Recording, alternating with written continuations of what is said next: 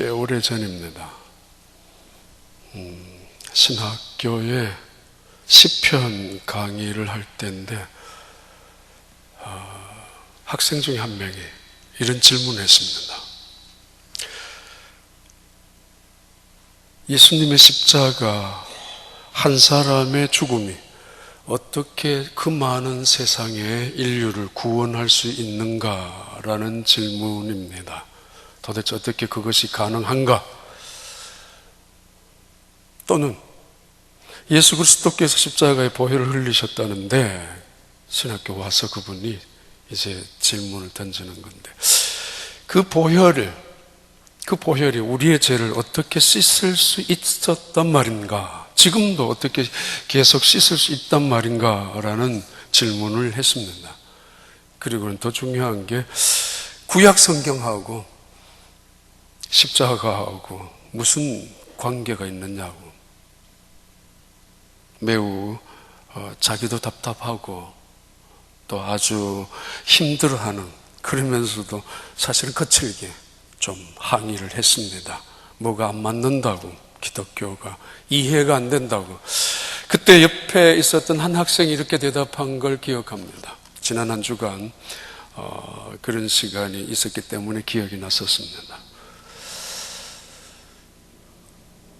저는 바로 그 사실이 너무도 위대하기 때문에 믿어지고 그 진리가 너무도 신비하기 때문에 그게 믿어진다는 게 얼마나 큰 축복인 줄 모르겠다고 그렇게 저한테 질문을 했지만은 그러나 대답을 옆에 있는 학생이 했었습니다.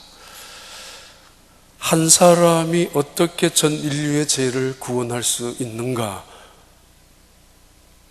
그거에 대해서 항의조로 질문했었던 그런 사람이 있는가 하면은, 그런데 다른 사람은 그 사실 때문에, 그런 도저히 믿을 수 없는 진리 하나 때문에 나는 기독교를 훨씬 더 기독교로 예수님을 믿고 있다고. 이사야 52장부터 나오는 여호와의 종의 노래, 마지막 네 번째 종의 노래입니다. 대단히 웅장하고 장엄한, 마치 핸델의 메시아의 대서사시에 나오는 오페라, 오라토리오처럼 웅장하고 장엄한, 사실 제2막이 시작되는 그 부분에 하나님의 구원의 서곡이 시작되는 핸델의 메시아, 그 곡의 본문의 시작입니다. 정말 엘렌 맥레이라는 그 유명한 구약학 교수의 주장대로 이 본문은 대단히 중요한 성경 속에서 가장 중심을 이루고 있는 그런 여호와의 종의 노래라고 말하기도 합니다. 그만큼 우리는 지금 이사야서 네 번째 노래, 종의 노래, 이사야서에 나오는 신비한, 그러면서도 거룩하기까지 한 종의 노래의 마지막 부분에 있습니다. 물론 54장, 55장이 다시 계속될 것입니다만 여호와의 종의 노래의 한 부분에는 오늘 본문이 마지막 네 번째 노래입니다. 성막을 이야기할 때 성막에는 뜰이 있습니다. 뜰을 거쳐서 성소에 들어가고 성소를 지나서 지성소를 들어가게 됩니다. 이 지성소, 하나님의 임재가 있는 지성소, 피를 뿌린 다음 대제사장이, 그것도 1년에 한 차례만 들어갈 수밖에 없는 백성의 죄와 자기의 죄를 대신하여 들어갔다가 나오는 곳, 때때로 그 자리에 들어가서 죽을 수도 있는 하나님의 정말 어미하시고 존귀하신 임재가 나타나는 영광스러운 자리가 지성소입니다. 성막 안에 있는 지성소, 언약궤가 증거궤라고 불리는 법궤가 있는 그 지성소. 또 다른 로렌스 리차드라는 성경 구약학자는 바로 오늘 본문을 구약 성서의 지성소라고 부릅니다. 자, 아무튼 네 번째 종의 노래는 웅장하고 장엄한 구원의 팡파의 소리가 울려 퍼지지만은, 그러나 한편으로는 대단히 슬픈, 어두운, 일그러진 한 종의 노래가 나옵니다. 외형적으로 보면 웅장한 물론 남자 베이스의 서창으로 시작됩니다만은 합창으로 이루어지는 웅장한 구원곡이지만은, 핸델의 메시아는 이 바탕을, 이사야 53장이 가장 절정입니다. 사실은 가장 많은 성경을 인용한 것이 이사야 9장보다가도 11장보다가도 40장보다가도 50장이거든요. 53장이거든요. 그런데 이 영광스럽고 장엄하고 웅장한 구원의 찬양이 합창으로 이루어지지만은 동시에 대단히 고통스러운 고난이 깔려져 있습니다. 우리 교회에서 벌써 5번 했나, 메시아 오라토리오를.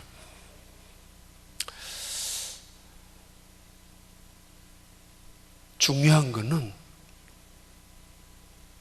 웅장한 영광스러운 어떤 분위기를 조성하는 것보다가 한 사람의 일그러져서 형체조차 알 수 없이 망가져버린 그 종의 고난과 고통,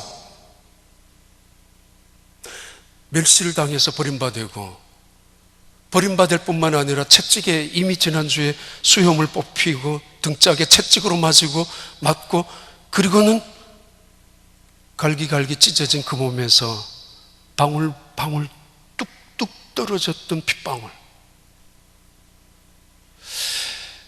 연기란, 이거 비교해서 이상합니다만, 선이 굵은 연기를 잘하는 사람도 뭐 연기가 잘할 수 있겠습니다만, 디테일한 연기를 잘하는 사람들도 잘합니다. 아니, 어쩌면은 TV 시대나 요즘은 워낙 카메라가 잘 돼 있기 때문에 손짓 하나하나, 몸짓 하나하나의 동작이 때로는 대단히 의미를 가지게 되고, 또는 그 얼굴의 표정 하나하나를 놓치지 않으려고 잡을 때는 그것이 던지는 메시지는 외형적인 단순한 표현보다가 훨씬 더 감동을 줄 때가 있습니다. 아주 디테일한 연기를 잘하는 연기자도 있습니다. 아마 그런 분들이 어쩌면 표정 하나, 오늘 본문은 웅장하고 장엄한 아주 대단한 하나님의 영광, 바로 구원을 향하는 영광이 나타나지만은, 또 한쪽에는 대단히 섬세하고 아주 디테일한 부분에 한 종이 이 장엄한 구원을 이루기 위해서 나타나는 그분의 고난과 희생과 슬픔과 아픔과 고통, 그리고 얼굴이 찢어지는, 온몸이 갈기갈기 찢겨지는 손가락 하나, 얼굴 표정 하나, 몸짓 하나 관심을 갖고 기울여야 되는 본문입니다. 그러기에 가끔은 메시아 오라토리오 들을 때 정말 그 과정을 거쳐 나가야 되거든요. 지금 그 종이 온 인류의 구원을 위하여, 온 세계의 구원의 하나님의 영광을, 능력을 드러내기 위하여 그 종이 겪는 고초, 질고, 간고, 그 슬픔이 얼마나 잔인할 정도로 있었는지를 대단한 화음보다가, 대단한 영광스러운 찬양보다가 그것이 밑바닥에 흐르고 있어야 합니다. 오늘 본문에는 그 이야기가 어쩌면은 훨씬 더 우리에게 나타납니다.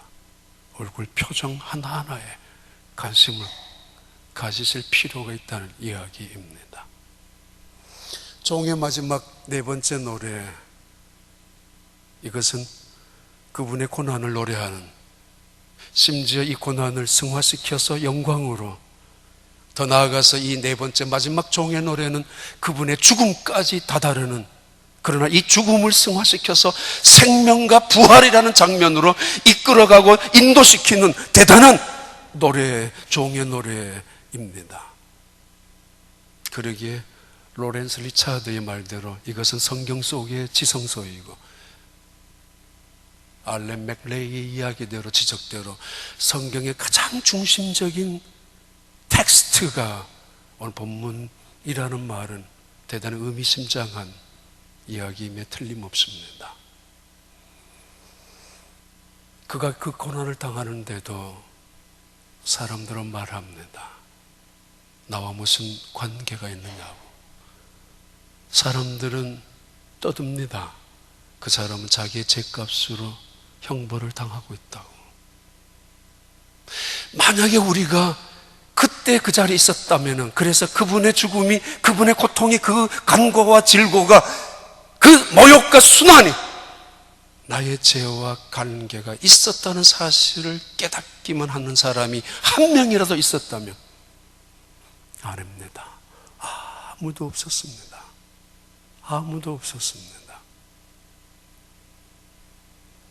사람들은 생각합니다. 고난은 죄값으로 다가오는 것이라고, 죄의 결과라고 말합니다.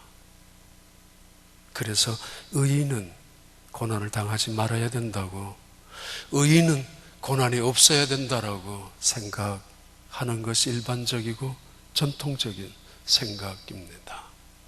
그래서 말입니다. 내가 당하는 고난 앞에서는 답답하고 안타깝고 심지어 원망하고 불평합니다. 더 나아가서는 억울해하기도 합니다. 내가 믿음으로 살아가는데 내게 왜, 기도하고 있는데 왜 나만, 때때로 그런 생각 때문에 다른 사람들이 당하는 고난은 그것은 죄값이라고 생각합니다. 그러면 그렇지, 그럴 거야. 내가 모르고 있는 일들이, 우리가 모르지만은 그 사람은 하나님께 벌을 받았을 거야 라고 생각하는 것이 고난에 대한 일반적인 이해입니다. 그러나 애매한 고난을 뛰어넘는, 죄값을 당해서 얻어지는 고난이 아니라 애매한 고난을 통해서 욕과 같은 억울한 고난을 당하는 것만이 아니라 때로는 선택적인 고난이 있습니다. 내가 안 받아도 되는 고난입니다. 그런데 내가 선택을 해서 그 고난을 감수합니다.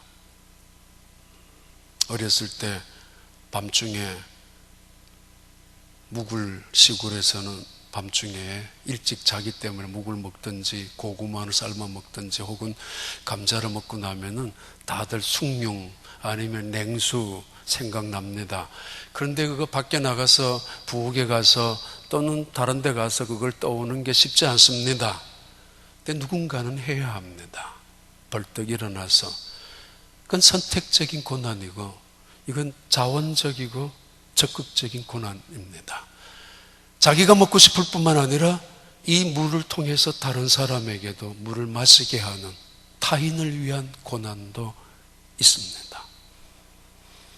예수님의 고난은 자신을 위한 죄값의 고난도 아니고 그 형벌을 면하기 위해서 어쩔 수 없이 죽을 때까지 내가 왜 이 고난을 당해야 하는지, 알 수 없는 아픔과 고통 속에서 내가 왜 이런 억울한 누명을 쓰고 있었는지, 때로는 그 진리를 드러내기 위하여, 그 진실을 밝혀내기 위하여 몸부림도 쳤지만은 나는 그렇게 살지 않았었다고 애를 쓰지만, 그러나 끝까지 애매하게 고통 속에 살다가 죽어가는 사람의 고난도 아닙니다.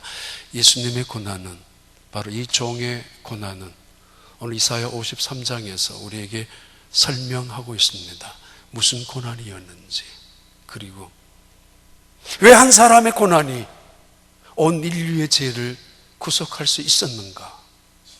도저히 믿어지지 않아서 신학을 공부하지만은 그거 해결하지 못해서 십자가를 바라볼 때마다, 다른 사람들이 예수 그리스도를 통하여 은혜를 받을 때마다 자기 가슴 속에는 그것이 믿어지지 않아서 얼마나 괴로웠었는지, 그래서 그 이해를 머릿속으로 받아들이려고 어느 날 갑자기가 아니지만 도대체 어떻게 된 일이냐라고 물었던 사람처럼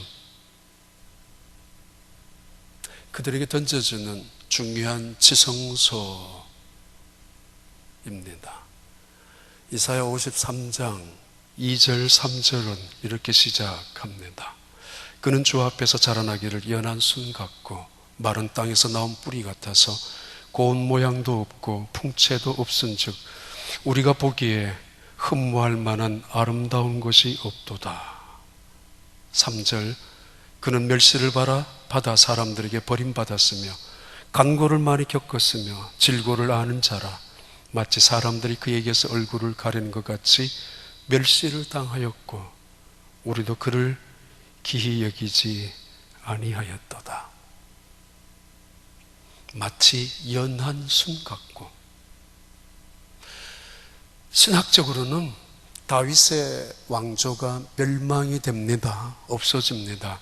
그럼에도 하나님은 멸망당한 없어진 다윗 왕조를 다시 일으키시겠다라는 신학적인 예언임에 틀림없습니다. 그러나 그분이 이 세상에 출생이 어떻게 이루어질 것인가? 궁궐에서, 귀족 속에서, 부유한 궁궐 아니면 대궐 속에서 그분의 출생의 이야기가 아닙니다. 연한 순 같고 한겨울 그 속에 어떻게 견뎌냈는지 모르지만은 그 차가운 겨울 꽁꽁 얼어붙은 단단하게 그지없는 땅바닥을 끄집어 올라오는 연한 순.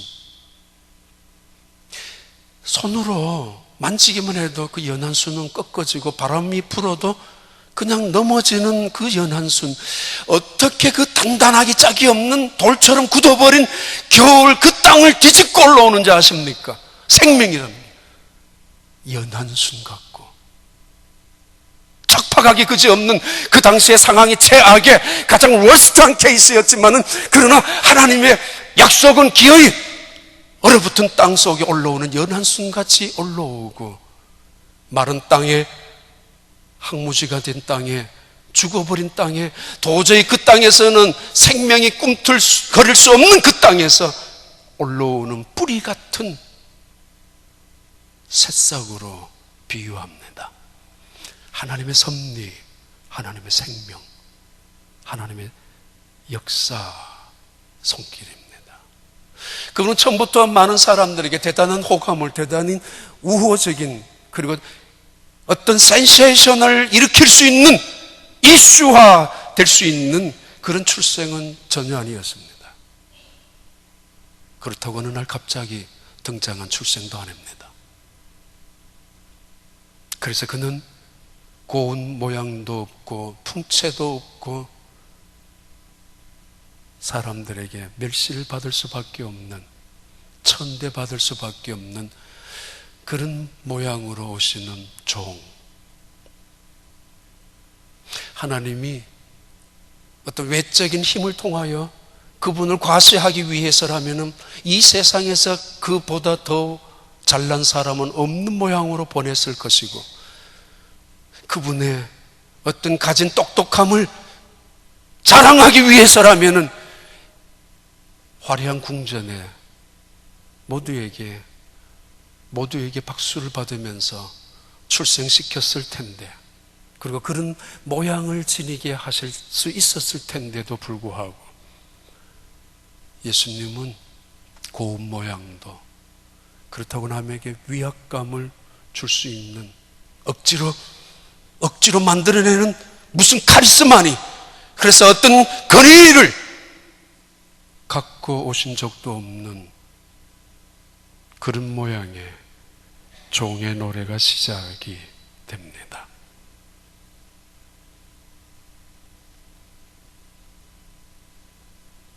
그런데 말입니다. 이사야서 53장 1절의 말씀은 이렇게 시작합니다. 우리가 전한 말이 누구에게 전달되었느냐? 여호와의 팔이 누구에게 임했겠느냐? 여호와의 전능하심이 어디에 임했겠느냐? 여호와의 영광이 어느 쪽에, 그 영광이, 전능하심이, 능력이, 권세가, 그분의 지혜가 어디에 임하겠느냐? 누구에게 임하겠느냐? 바로 이 종입니다. 연한 새싹같이 밟으면 밟히고 불면 꺾어질 수밖에 없는, 그래서 고운 모양도 풍채조차 없어 잘난 거 하나 없는, 내놓을 것 하나 없는, 누구 하나 그를 향하여 가까이 하려고 하지도 않는, 멸시를 받아 버림받을 수밖에 없는 그 모양으로 오신 그 예수, 그 메시아, 그 종에게 여호와의 전능하심이 함께 하신다고, 여호와의 팔이 그 위에 임하신다고, 여호와의 능력과 영광이 그에게 나타난다는 종의 노래입니다. 성공의 자리에, 대단한 지위의 자리에, 그리고 모두가 부러워하는, 인정하는, 환호하고 박수하는 인기 있는 자리에 여호와의 능력도 영광도 있을 때가 있습니다. 나 하나님의 은혜라고 하나님의 이름을 드러낼 수 있을 것입니다마는, 때때로 하나님은 바로 고난 동안은 자기의 종에게 그의 팔을 펴십니다. 돕기 위하여, 지켜주기 위하여, 하나님의 능력을 드러내기 위하여, 하나님의 지혜로움을 보여주기 위하여.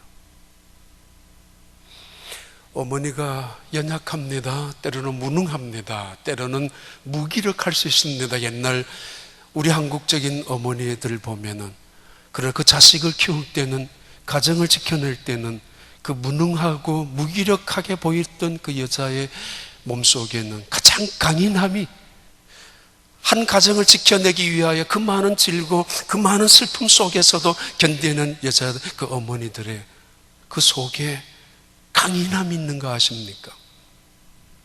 자식을 키워나가는 이 세상에서는 가장 연약하기 짝이 없는 어머니의 모습들이지만, 그러나 말입니다, 자식을 위해서는 그 누구도 건드릴 수 없는, 내 아이 앞에 위기가 당하고 위험이 당하고 무엇인가 아주 긴박한 상황이 놓여졌을 때에, 내 아이 앞에서 이상한 짐승이 달려들 때 내 목숨 결코 아랑곳하지 않고 뛰어들어서 그 아이를 지켜내는 것이 어머니의 강인함 아닙니까? 그 아이가 얼마나 잘났는지 상관없습니다. 그 아이가 이 세상에서 얼마나 많은 사람들에게 인정을 받는지 전혀 상관없습니다. 아니, 오히려 무시를 당하는 내 자녀, 그러기에 그 팔을로 안아주게 됩니다. 그러기에 없음 여기는 당하는 내 자녀, 내 종, 원래는 그를 종이 아니지만은 뭘 모르고 무시하고 짓밟고 있는 내 아들, 내 종, 마음은 온통 거기에 있게 마련입니다. 그리고 한번 봐라, 누가 짓밟는지, 누가 건드리는지. 말은 안 하지만 건드리지 마라, 그건 내 아들이야. 7절과 9절 보면은 이런 말씀이 나옵니다. 그가 곤욕을 당하여 괴로울 때도 그의 입을 열지 아니하였으며, 마치 도수장으로 끌려가는 어린 양과 털 깎는 자 앞에서 잠잠한 양같이 그의 입을 열지 아니하였도다. 8절, 그는 곤욕과 신문을 당하고 끌려갔으나 그 세대 중에 누가 생각하기를 그가 살아있는 자들의 땅에서 끊어지면 마땅히 형벌받을 내 백성의 허물 때문이라. 예. 어머니가 그 고생하는데, 자식을 위하여, 한 아내가 가정을 지키기 위하여 눈물을 흘리는데, 사람들이 말합니다.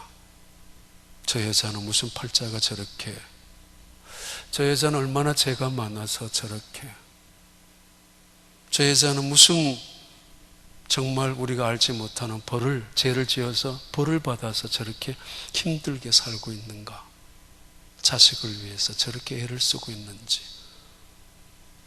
그렇게 생각할 사람들이 있습니까? 그분은 마치 도수장에 끌려가는 양처럼, 마치 털 깎는 자 앞에 자기의 몸을 맡긴 양처럼 대꾸, 거절, 반항, 거역하지 아니하고 맡겼습니다. 그리고 죽었습니다. 그거는 아픔이요, 그거는 실패요, 그거는 우리가 원하는 일이 아닙니다. 어쩌면 죽음으로 끝난다는 것은 망하는 것입니다. 그럼에도 그분은 입을 열지 아니하셨습니다. 끝까지 참았습니다. 한두 번 참다가 오기 부리고 서너 번 참다가 객기 부리며 더 이상 못 참아. 아니 나만 왜 참아. 아니 내가 참는다고 이 문제가 해결될 것 같아.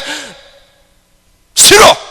일어서는 것이 아니고 끝까지 아픔의 자리에서 끝까지 모욕을 당하는 자리, 버림을 받는 자리, 어쩌면 무기력과 무능력이 드러난 바로 십자가 그 자리에서, 죽음의 그 십자가, 자신의 몸이 찢겨지고 살점이 떨어지는 그 자리에서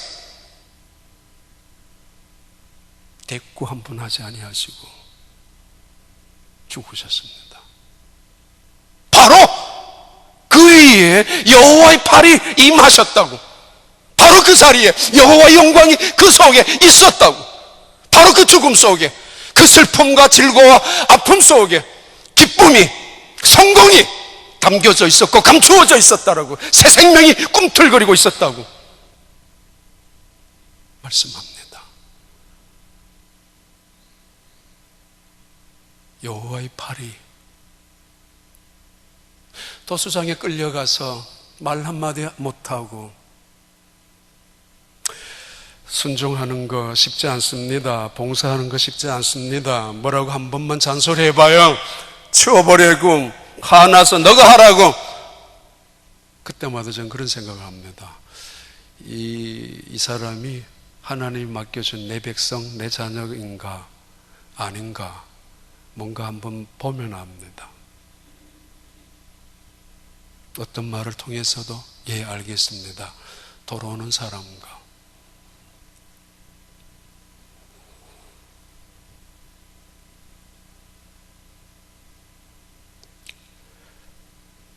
멸시를 받고 버림을 당하지만은 내가 누군 줄 알아? 한마디 내뱉지 아니하고 그를 대적하는 자들을 향하여 오히려 용서와 사랑을 했었던 그 종, 그 위에 여호와의 펴신 손길이 있었습니다. 사람들도 그의 일그러지고 형체조차 알 수 없는 눈조차 감겨버리고 입술조차 하나 드러내기 힘든 최악의 고통 속에 있는 그를 얼굴을 돌리고 말았습니다. 그리고 우리도 그를 귀하게 여긴 적이 없습니다. 우리조차도 그를 존귀하게 생각한 적도 없었습니다. 53장 4절에 이렇게 말씀이 전개됩니다. 그는 실로 우리의 질고를 지고 우리의 슬픔을 당하였거늘 우리는 생각하기를 그는 징벌을 받아 하나님께 맞으며 고난을 당한다 하였노라. 5절에 그가 찔림은 우리의 허물 때문이요 그가 상함은 우리의 죄악 때문이라. 그가 징계를 받음으로 우리는 평화를 누리고 그가 채찍에 맞음으로 우리는 나음을 입었도다. 드디어 마침내 그가 왜 상하고 왜 찔려야 되는지. 오래전에 한번 이야기 드렸죠. 한 5년 전에 나온 패션 오브 크라이스트라는 영화, 사람들이 이야기했습니다. 너무 잔인하고 너무 끔찍하고 너무 무서워서 못 보겠다고. 그래서 그 정말 마지막 예수님의 그 십자가 장면에서 눈을 감을 수밖에 없었다고. 너무 끔찍하고 너무 잔인해서. 맞아요. 그런데 말입니다. 예수님의 그 십자가의 죽음은 그것보다가 훨씬 더 무섭게 잔인하게 비참하게 죽은 십자가라는 거 아십니까? 십자가를 바라보면서 뭘 묵상해요? 도대체 뭘 느끼고 은혜였다고 생각하고 있습니까? 영화에서 인간이 표현할 수 있는 가장 극한 상황까지 고통을 그려낸 것이 그 영화이지만은, 그러나 저는 그분이 이 종이 당한 고난과 고통, 그 정신적인 고통은 감히 표현하지 못했을 거라고 봐요. 그 하나님의 아들 예수 그리스도께서 육체적인 고통 속에서 얼마나 처참할 정도로, 비참할 정도로 돌아가셨는지는 생생하게 클로즈업 시켰지만은 그 가슴 속에 심장이 터지고 그 아들을 바라보는 하나님의 심장이 터졌던 그것은 그려낼 수 없었겠죠. 그래서 하늘에서 내려오는 물방울, 눈물 한 방울, 간신히 하나님의 심장, 하나님의 눈물을 우리에게 보여준 그 장면 기억하실 것입니다. 우리는 생각하기를 그가 형벌을 받아서 그렇게 징계를 받고 있다고. 그러나 알고 보니 그의 찔림은 우리의 허물을 인하며 그의 상함은 우리의 죄악을 인함이라. 그때도 아는 사람이 없었고 지금도 아는 사람이 많지 않습니다만 이것을 깨달아지고 이것이 이해가 되어지고 아니 믿음으로 우리 밝히 받아들여지고 믿어진다는 것, 얼마나 축복인 줄 알아요? 목사님, 도저히 이해가 안 된다고 그랬던 그 목사님, 지금 산안토니오에 가서 목회 잘하고 계시는 침례교회 목사님이십니다. 가끔씩 가잖아요, 그 교회를. 이사야 53장 읽으면서 그는 무릎을 꿇고 하나님을 찬양했었던 간증을 저한테 한 적이 있습니다. 그가 징계를 받음으로 우리가 평화를 얻었고 그가 채찍에 맞음으로 우리가 나음을 입었도다. 우리 상한 갈 때 우리 꺼져가는 심지를 끄지 않기 위하여 말로만, 손가락으로만, 지시만 가르친 것이 아닙니다. 그의 몸이 상하셨습니다. 상했다는 것은 뼈가 으스러졌다는 것이고 깨어졌다는 것을 말합니다. 찔렸다는 것은 그의 가슴에 있는 심장을 창이 간통했다는 이야기예요. 벌에 한번 쏘이고 가시 한번 쏘이는 것이 아니고 그의 찔림과 그의 상함. 그래서 얼마나 상했는지, 얼굴이 이질러지고 얼마나 상했는지 그분이 누구인지조차 알 수 없는 사람들도 지나가면서 얼굴을 돌려야 할 정도로 흉측한 모습으로 눈 하나 간신히 떠서 간신히 그 입술을 열어서 힘이 없어 그 순간에 십자가 아래 계신 자기 어머니 마리아를 바라보셨던 예수님.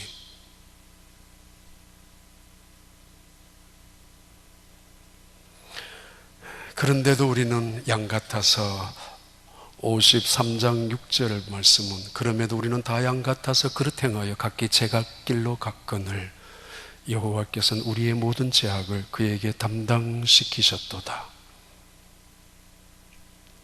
왜 고난이 필요했을까요? 다시 말합니다. 왜 굳이 우리에게 고난이 있어야 합니까? 성공 속의 이야기를 합니다. 실패 없는 성공, 위험하기 짝이 없습니다. 모든 일이 만사 형통하고 있다라고요? 가끔씩 불안합니다. 그분들 혹시라도 어려움 당하면 어떻게 하지? 슬픔 속에서 나는 행복한 줄 모르고 살아간다고. 나에게는 왜 이렇게 아픈 일들만 생기느냐고. 아닙니다. 기쁨은 슬픔 속에 있게 마련이고 슬픔을 통해서 만들어지는 것이 기쁨입니다. 행복이란 의미 없는 사람에게 아무런 가치 없는 법입니다. 불행의 아픔 속에서 눈물을 밤새도록 흘려본 사람들, 행복이란 의미를 비로소 깨달을 수 있는 사람일 것입니다. 고난 없는 성공을, 희생 없는 성공을 바라는 것 거짓입니다. 미신입니다. 아니, 사기꾼들입니다. 속지 마십시오.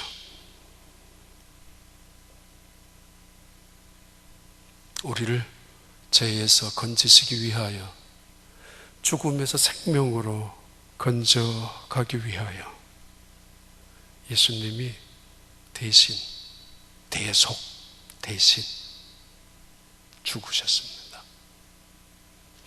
700년 전에 메시아에 대한 예언입니다.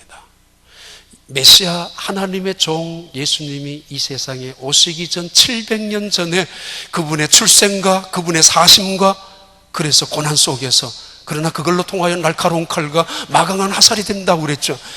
그럼에도 그의 마지막 십자가의 죽음이 옷을 제비 뽑게 하는 것까지, 죽는 순간까지 정확하게 예언한 예언이 이 세상에 어떤 사람이 있었습니까? 이게 감동이 안 된다면 700년 전에 예수님이 메시아가 이 세상에 그분의 종이 오시기 전에 예언한 이 이사야 선지자의 예언이, 물론 성령의 감동으로 이루어졌지만 성경 속의 역사 속에 기록되어 있다는 사실이 온몸의 전율을 느낄 수 있어야 합니다.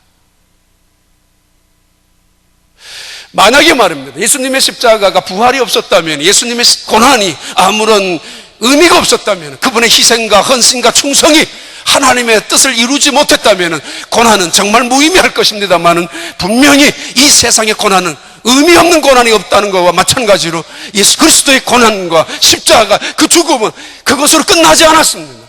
결코 끝날 수 없습니다. 53장 10절에는 그 제물을 속건제 제물로 말하고 있습니다.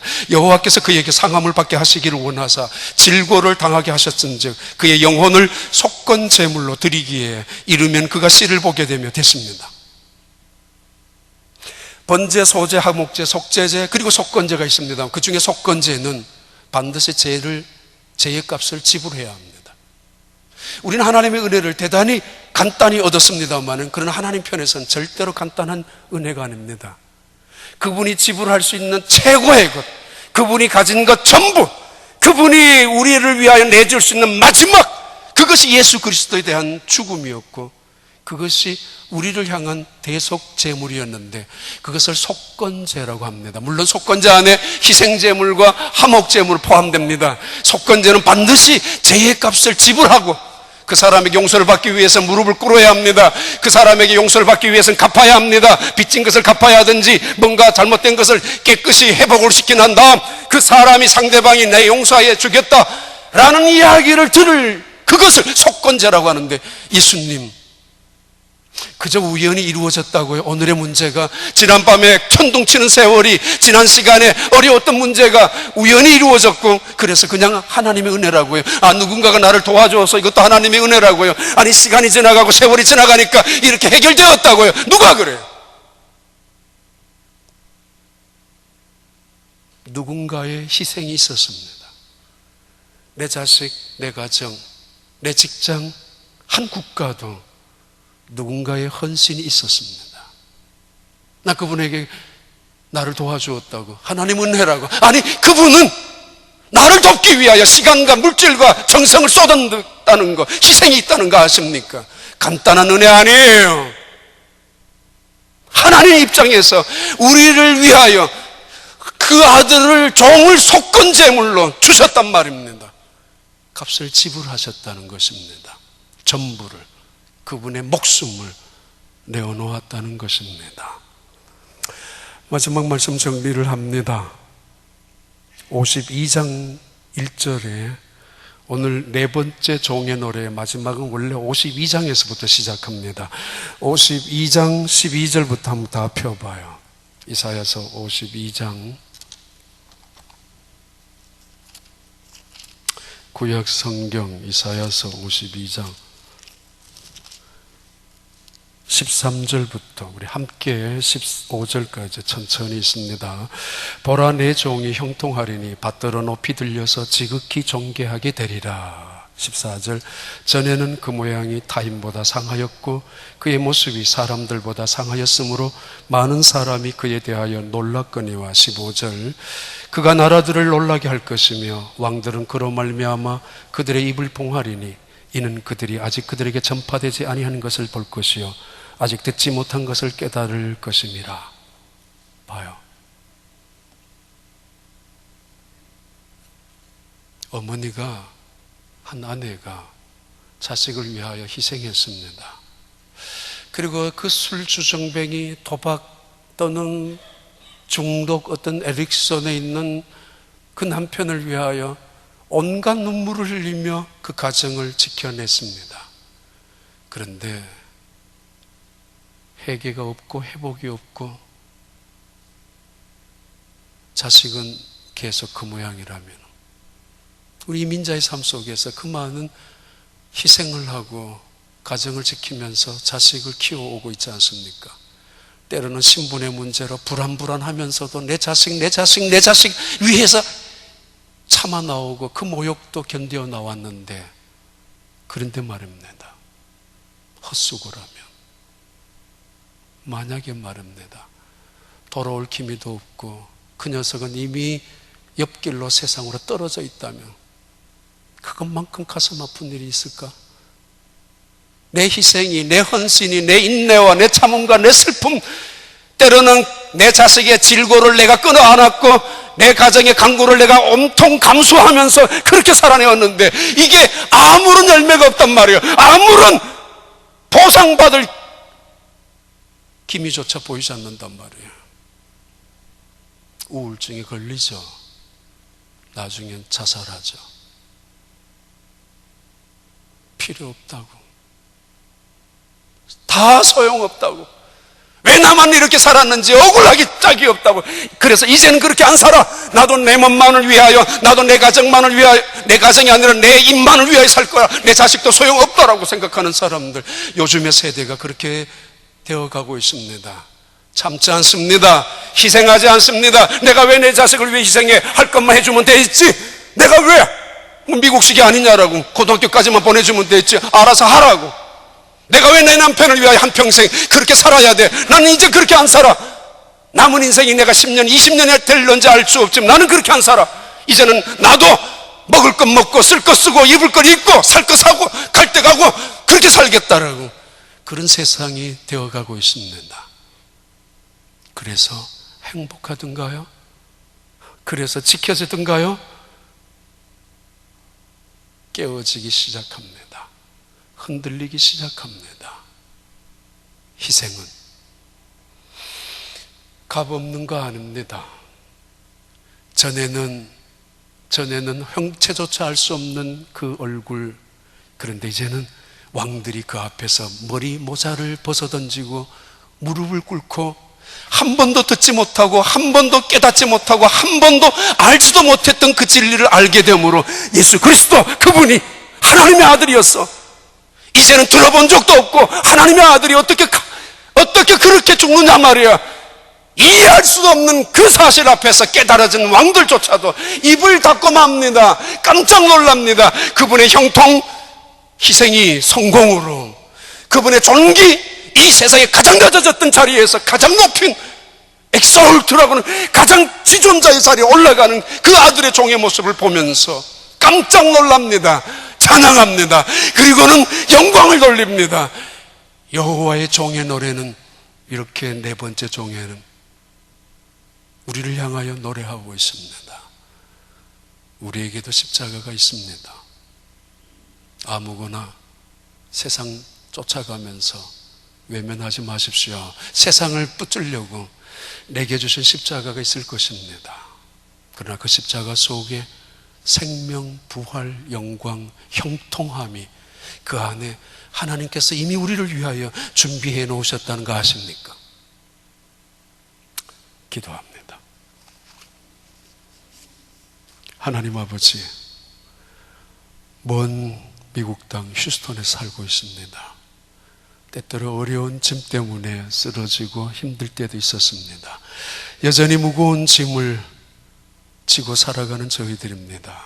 하나님 긍휼을 베풀어 주시고 여호와의 종의 노래, 메시아의 그 노래를 바라보고 십자가 위에서 노래를 불렀던 그리스도를 기억하고 믿으면서 그 속에 부활의 영광을 바라보는 믿음으로 승리하며 살아가는 우리 모든 하나님의 사람들 되게 축복하여 주옵소서.